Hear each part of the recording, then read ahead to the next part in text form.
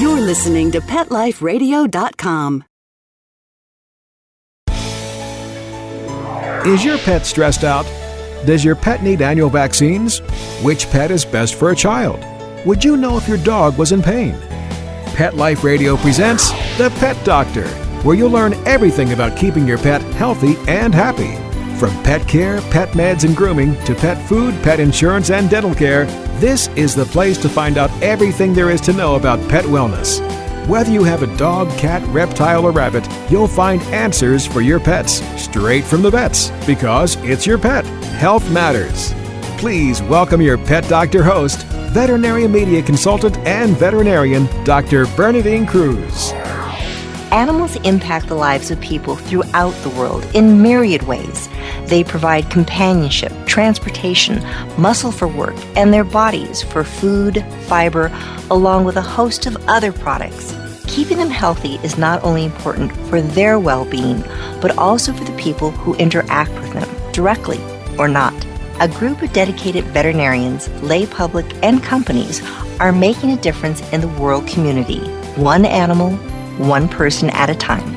My guest is Dr. Jessica Vogelsang, spokesperson for the World Vets. We'll be right back after this short break.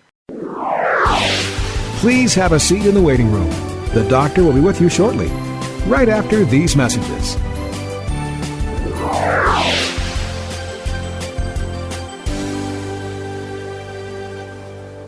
Petco, where the pets go. Petco, where the pets go. Pet Life Radio has tail-wagging, fur-flying, fabulous deals for our listeners from Petco. Get $6 off your order of $60 or more, and up to 40% off the entire Petco site. That's right, but that's not all. Because you're a Pet Life Radio listener, you'll also get free shipping on your order of $49 or more. $6 off, up to 40% off, and free shipping from Pet Life Radio and Petco. To get these awesome deals, go to PetcoDeals.com. That's PetcoDeals.com. Petco, where the pets go. X-Power is a global brand that offers a complete line of stand dryers, cage dryers, and multiple blasters that cater to both home and professional groomers. Designed to be quiet, lightweight, and powerful, X-Power pet dryers will save you time, energy, and money. The X-Power B2 Pro at Home Dryer is the perfect gift for family and friends. Please check out our specials at viperpet.com and amazon.com. For more information, visit xpower.ws or call 855-855-8868. Let's talk pets on PetLifeRadio.com. Welcome back to the Pet Doctor on Pet Life Radio with Dr. Bernadine Cruz. The doctor is in, and we'll see you now. Dr. Vogelsang, thank you so much for being with us today. This is a very interesting group that I'm sad to say I don't know a lot about. Give us a little synopsis. What is World Vets? Sure. World Vets was founded in 2006 by Dr. Kathy King, who is a veterinarian from Fargo. And she was actually in Mexico, and she was really touched when she was down there by what she saw and the need that they had for veterinary care. So she actually went back to her clinic in Fargo, set out a little coffee can on her reception desk and said, one day I want to start an organization that will send teams of veterinarians to underserved areas internationally and help provide better care for these animals like I'm able to do back home. And from that one little coffee can, she's grown it to this organization that's worked in 36 countries on 6 continents. We did 45 trips last year. It's amazing what we've accomplished in such a short amount of time. So these various continents, what countries, it seems as though from reading the information that it's really the developing third world countries that World Vets concentrates on. Is that correct? It is. We've had field projects in Europe and in other areas, but the focus has really been on third world countries because that's where the need has been the greatest, and we really get the most response for the work that we've been doing. So it's everywhere, though. Africa, South America, Central America. It's been amazing. What are some of the types of projects? Because it looks as though it's not just cats and dogs, but it's literally all the animals that people, as I mentioned in the introduction, interact with and are part of their lives. Absolutely. So we have different projects depending on the local organizations and what their needs are. So we have the Spay Neuter initiatives, which are dog and cat, and we do have programs that focus on livestock, donkey projects, which have been incredible. I did a donkey project earlier this year in Arusha, Tanzania.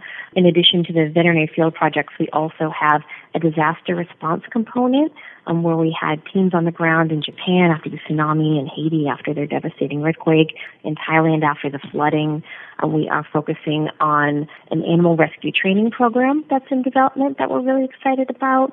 And we send teams that collaborate with the Navy on civil, military, humanitarian aid missions. And we also have a surgical training center that opened in Granada, Nicaragua, that works with the community and the local veterinarians. So many, many ways that we serve these communities.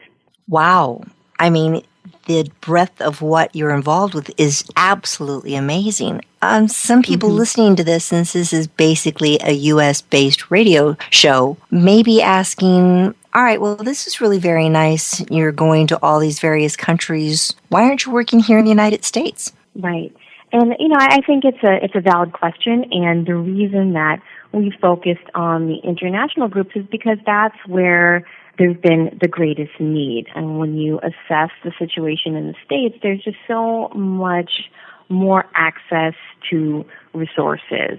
And we do provide those services here when they're needed, and we have our disaster response component that's able to mobilize very quickly where there's a need, but you don't really have that in other places. It was amazing to me talking to Kathy about the response in Japan. She had someone on the ground there within 72 hours after the tsunami, and she was able to coordinate the shipment of supplies. She found a local group, the Humane Society there, that really needed help and manpower and got this collaborative effort going. And so we work where the need is the greatest, and the focus for World Vets has been on the international component. You'd mentioned that, and I was reading on your internet site, worldvets.org, that you're involved with the Navy. And I found that interesting that the Navy says, okay, here's a group of civilians that we're going to be taking onto our ships to be involved in aid. And it's not just veterinarians. Tell us a little bit about this project. And I understand there's 2 ships that you're involved with. Right, there's 2 ships, the 2 different groups, the Pacific Partnership and Continuing Promise. And so these are their Navy ships. They're staffed by the military, but the volunteers on board are civilians. And so in addition to veterinarians, you have MDs, you have dentists, and it's really just meant to be something that will strengthen our alliances and improve our relationships with people in the rest of the world by being able to bring basically this floating hospital that can serve so many needs in these countries. And what we found with having a veterinary group on board, I think people really tend to try and differentiate veterinary health from human health, but really they're all interrelated. If you look at something like rabies, and in the United States, we think of it as a veterinary issue. There's only about, 2 people a year that die from it. But internationally, it can kill, I think last year, 70,000 people died from rabies. And so veterinary care is essential not only for the health of the animals, but the health of the humans when you're talking about zoonotic disease. So having these teams work together and not have these sort of individual components where everybody is working together to come up with these educational programs that address the needs of whatever country they happen to be pulling into port at the time has been an incredibly rewarding experience for our volunteers and for the communities that have been served. It's the work that they do there is just mind-boggling. There's so much coverage of Americans in various countries throughout the United States that sometimes when you're traveling, they say you're Canadian. Don't say that you're an American. America, in some respects, does not have the best reputation. And I know you've gone on several of these projects and missions, what the correct term. Do you find that people accept you well, or do they look at you with, what's your angle? Why are you here? What do you want out of this? Right. And I think that has been really an integral part of the way World Vets conducts their missions is to make it something that's a collaborative effort with local organizations. So it's not just, we show up, we tell you what to do, and, we do our thing, we take our pictures, and we leave. Whenever there's the opportunity for a new project, one of the World Vets members will go and they will meet with the local organization. I'll give you an example. In Tanzania, it was with the Arusha Society for the Protection of Animals. And so we have a local contact who tells us specifically, these are our needs, this is what we have access to, and this is what we would like for you to provide. And so we tailor each program depending on what those needs are. And it's really important when the group goes over there that they're really thinking about, not what are my goals in this, but what are your goals and how can I help you accomplish that? And I think time and time again, our teams have shown that, and the response that we get is just wonderful. And I think the reason that we continue to be invited back and get such a great response is because we involve the community in the decision-making process when we set up those trips. I'm looking right now online at your site of some of the various field projects, veterinary field projects that have gone on. And you yourself mentioned some of the equine horse projects involving donkeys in Tanzania. Why is it important to treat these animals? We think here in the United States, donkeys, they're kind of cute. They're out in the Southwest, out in wild, and every once in a while you stop and you take a picture with one, but they're used very differently there. How are they being used? What was your role? What did you do?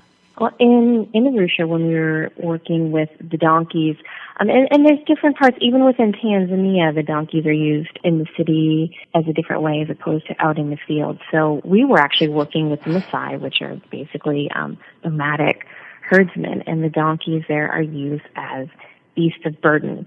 And when you're working with a group that maybe, they just have a very different worldview than you do. And so you have to assess sort of what is the cultural view of these animals. Are they considered worthwhile, just because, or do you need to focus on the fact that if you keep them healthy, they're going to be more effective for you as workers, as your beast of burden, and whatever angle it is that you need to take, that's kind of what you go with. And so with the donkeys, it was a focus on basic preventive care. It was vaccinations, it was deworming. A lot of these animals carry very heavy bales of water, and there's very simple things you can do to make life easier for them. So if they have ropes on their back that are abrading them, you construct a very, very simple padding using straw and things that the people have access to, or you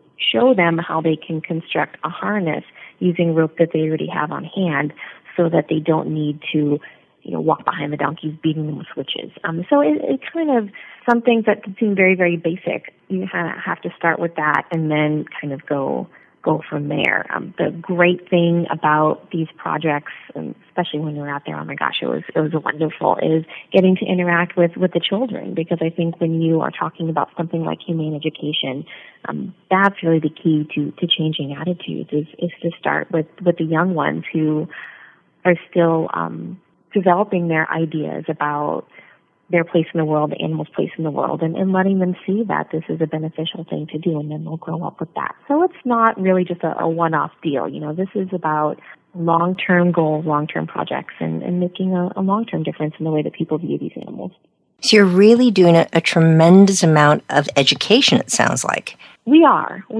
And that's sort of one of those side things that come into play. I mean, it's just wonderful to have those opportunities, and that's one of the reasons we really rely on the local organizations, because they have a very good grasp of what those educational needs are, and so we're really there to kind of help support them in those efforts. I was reading somewhere recently, and I can't remember where right now, it was another group of veterinarians working with a developing country. And one of the things they had were these horses who were being used as beasts of burden. And the people hadn't even thought, because they have such a rough life themselves, that throughout the day working these animals, periodically you needed to stop to feed the horse or to feed the donkey and also to give them water. And for you or I, it may seem self-evident, but for them, their tradition was just keep working them throughout the day, and finally at the end of the day, tie them up someplace, give them some water, just let them forage for themselves. On the trips you took, what were some of maybe the most endearing situations that you were involved with? Some of the most, oh gosh, it's so hard. So many. It's really, really hard to pick. When we were in Arusha, the little kids there were just, a lot of them, they had never seen something like a camera. I had a big DSLR with me, and I was trying to take some photographs. And you just stand there and you'd hear this giggling, and you'd turn around and there'd be this little face, and then they'd run away and they'd hide because they were shy, and you'd come over and you'd start by kind of showing them a picture. Oh, I just took a picture of your donkey. And then they'd want to see that, and then they'd want a picture of themselves, and they'd make all these faces. And so you start with just that little connection. And once you open that inroad, then they started interacting with you a little more. And maybe they would go back home and talk to their parents and say, hey, there's this group out here, and they're actually, they're pretty cool, and they're saying that maybe they want to help our donkeys. And making that one little ice-breaking moment to actually bring the adults in and get them to open up and entrust us with their animals was it was the most amazing feeling. And a lot of these areas hadn't seen veterinary care in years. And so you have this group of people just kind of show up and say, hey, bring me your valuable livestock, and I'm going to stick them with these needles. And they're looking at us like, who the heck are you? Sure. Why should I trust you? So it was very much a process, and it's not just about the medical care. It's about building relationships, and that has been what's been incredibly rewarding to me. In Granada, down in Nicaragua, I was there at the end of their first session for their veterinary training program. So this was a group of veterinary students who had been coming down over the summer, and there were also volunteer veterinarians from the States. And the students were learning how to do spays and neuters in this clinic. And then they also had brought in veterinarians from Nicaragua who were not trained in school about how to do spays and neuters. Actually don't have a surgical training program there. So in addition to the veterinary students gaining valuable experience, now you have the local veterinarians who have also learned this incredibly valuable skill. So now you have buy-in, from the local community, and they can go forward, and that helps the community, that helps the veterinarians make themselves more marketable. And walking down the street, it was just the best feelings. People would come running up to Sarah, who was a World Vet veterinarian who was there all summer, and they would show her their dog and give her updates and say, oh my gosh, thank you so much. You saved my dog's life earlier this year, and you guys have been incredible. So to see that difference that was made in this community in just a short amount of time, it brings it all home. Well, I'm talking right now with Dr. Jessica Vogelsang. She's with World Vets, and we're learning about some of the projects that they're doing, and we're building relationships, one veterinarian, one animal at a time. Well, now we need a relationship with our sponsors. We'll be right back after this short break. Please have a seat in the waiting room. The doctor will be with you shortly, right after these messages.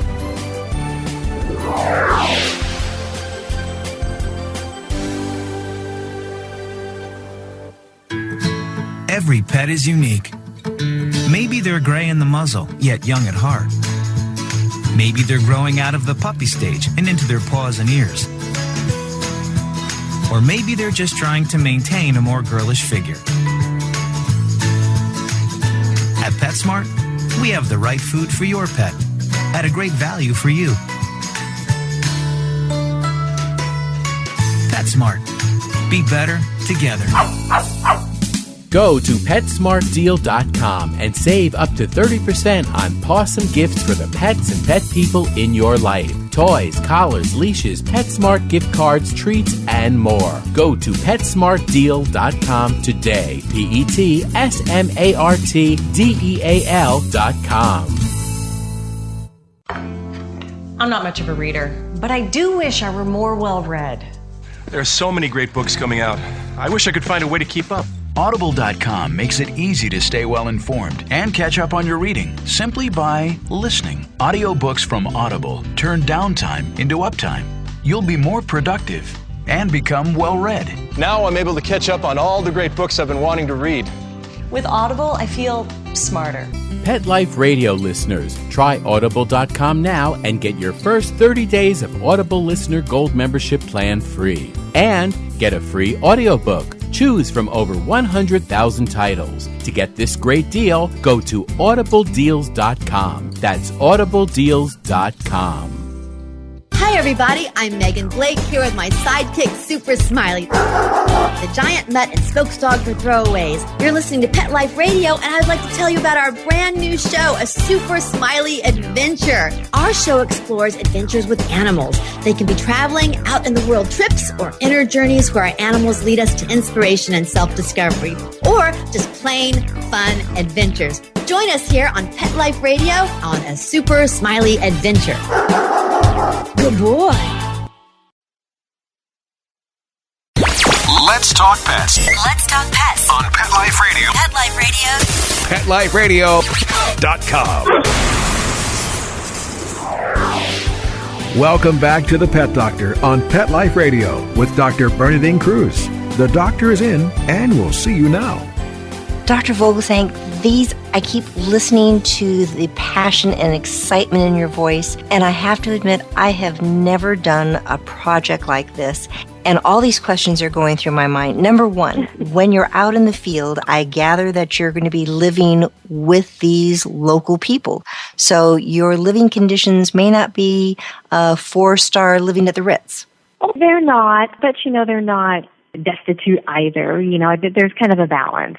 You're in a third world country. I think it's important for the organization for people to know that you're going somewhere safe. And so in the planning stages, the team will pick accommodations that are comfortable and safe. And, it's not a vacation, but it's not like you're in a tent either. So we want it to be something that parents would feel comfortable with their veterinary student child going on one of these trips. So, and if I personally, I'd prefer that also, because then you get to really know the people that you're working with. As you're mentioning, Sarah, who had been there for a month during the summer, really getting to know the people getting to know her. What fabulous inroads. Besides working with these horses, cats, and dogs, I know also that you're working with livestock and teaching husbandry. That seems like that is so important also,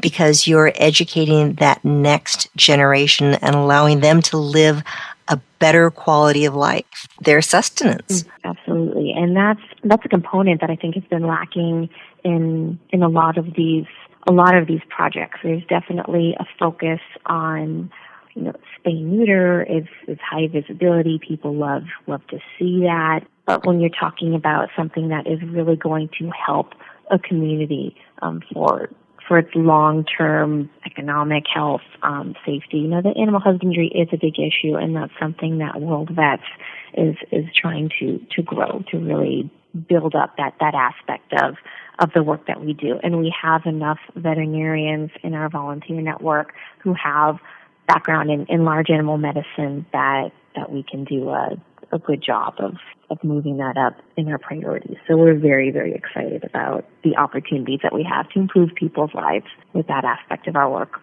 World Vets also seems different, that you have a disaster response program, that you were part of the tsunami rescue in Japan, and that you've also been down, I think you said in Haiti, you were involved there. Mm-hmm. That must be so devastating, such a difficult situation. What is World Vets doing to prepare others in third world countries to handle their own disasters? Because when it happens, you need to be on the ground running right now. You just can't wait for somebody to come in. Right. And I think that was something that, in addition to having the team that can mobilize very quickly, we're working with our community partners to get them trained. We have our disaster response training course that we're developing right now. We have the first one starting in November, and that's actually going to be down in Granada, where we did the veterinary training program. And a lot of the participants are actually going to be some of the students and staff instructors who are there with the veterinary training program. And so being able to have local community members who are trained in disaster response is going to be invaluable. So now you have this team in Central America that not only can help in their own country, but they'll be able to mobilize effectively to South America. And we'd like to see that expand, all over the place. So that's a very, very exciting component of what we do. And it is, it's so different from your basic preventive care. When you're talking about disaster response, you need to have a completely different mindset about, how do we organize, how do we keep these animals safe, how do we manage spread of disease. So it's an entirely different beast. And oftentimes veterinarians are being called in not just to help the animals, but also to help people. Is that correct? It is. And that was, I think, a really big lesson that everybody saw firsthand after Katrina.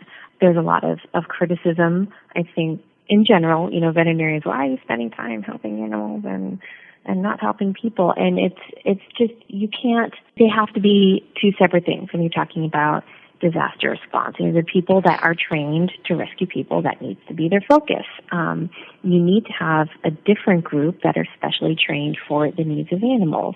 And not only because it's the right thing to do, but because it's important for disease control in these situations. And as we saw in Katrina, there were people that died because their animals couldn't be evacuated. They refused to leave their side. And so you can't write off the power of that bond. And so having a team that is there to help these beloved companions is an essential component of a fully engaged disaster response program, no matter where you are in the world. But I believe also that it's a matter of disease control, disease prevention. Veterinarians, and I know I'm tooting our own horn being veterinarians, but veterinarians truly are the only ones who are trained to take care of animals, people, and the environment. And there is such an interface of veterinary medicine and human medicine. I have some associates who were involved in Haiti also. They were living down there at the time, veterinarian. Mm-hmm. And after the earthquake came, all the local people started coming to them.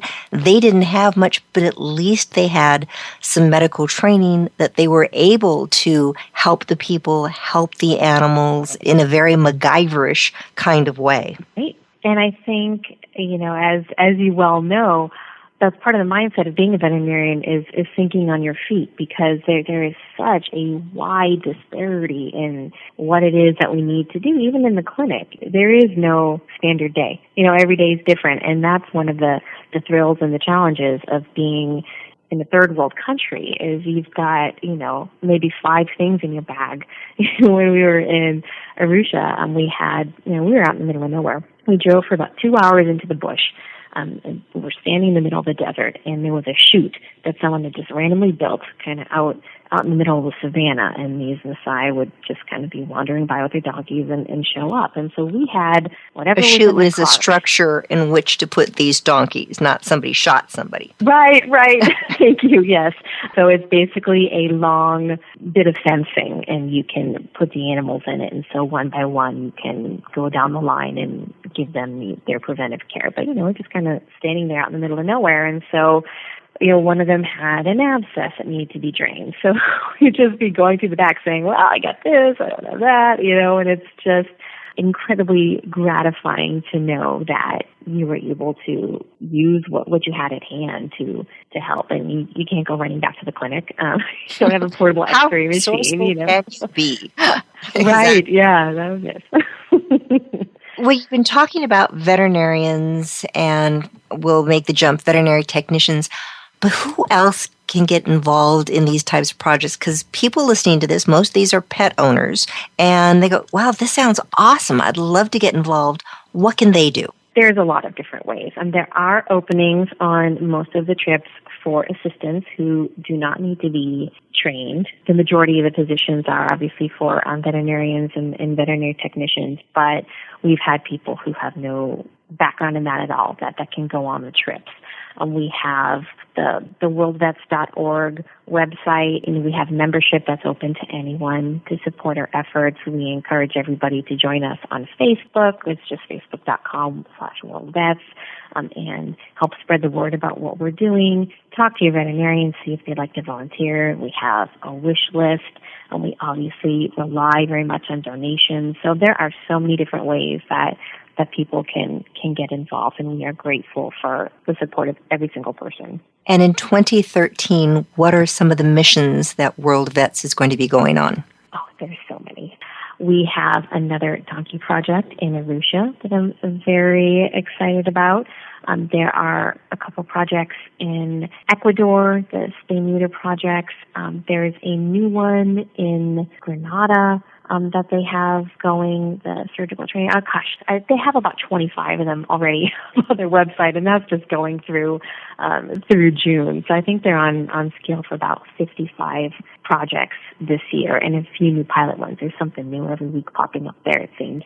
And people listening to this may also think, wow, it sounds really very nice, but I've donated money to groups in the past, and I have no idea where this money goes. I'm sure that they're living high in the hog and Fargo, North Dakota right now. But I understand that you really are a top-rated nonprofit group. Yes, and I think transparency has been very important to this organization. If you go to the worldvets.org website, there's a section there for financials where it's all right there. People can actually click and see exactly what's going on with the group. We have top ratings for our charitable works. And the other thing that I think it's really important for people to know is that when somebody volunteers to go on this trip, they're not reimbursed, they're not paid. They volunteer their time, and in addition to that, they pay their own travel expenses, they pay their airfare, they also pay a trip fee that covers the cost of the accommodations, all those sorts of things. And so none of the donations go to sending a veterinarian on a vacation. They're paying for that themselves. The money specifically goes to the project, to the medications that we're bringing in and the supplies. So I'm very, very proud of the way that the organization has structured itself. They have nothing to hide. A very dedicated group. Well, Dr. Jessica Vogelsang from World Vets Organization, thank you so much for being with us today. Appreciate your time and all your effort. Thank you so much. Thank you very much for having us. And if people wanted to learn more, what's again the website they can go to? www.worldvets.org. Great. Thank you so much today for listening. I'm Dr. Bernadine Cruz. This is the Pet Doctor on Pet Life Radio. Thank you so much. Take care. Pets can be a wonderful addition to your life because they're a member of the family. Keeping them healthy and happy is important. Pet Life Radio presents The Pet Doctor with veterinary media consultant and veterinarian Dr. Bernadine Cruz. Whether you have a dog, cat, reptile, or rabbit, you'll find answers for your pets straight from the vets. The Pet Doctor, on demand every week, only on PetLifeRadio.com.